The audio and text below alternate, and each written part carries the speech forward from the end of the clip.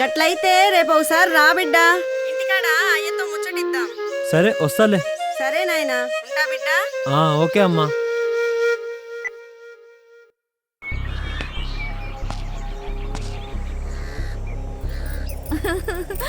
గాయత్రి ఏడవకొదినా. గాయత్రి గాయత్రి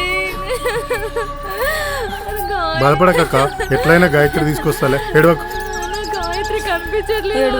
ఏం కాదులే వదినా.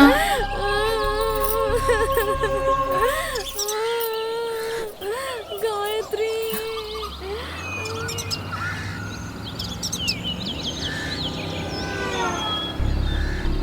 అరే నాగయ్య, గాయత్రిని ఎత్తుకండి. గాయత్రికి ఏమన్నా అయితే నాకు తట్టుకోలేదురా.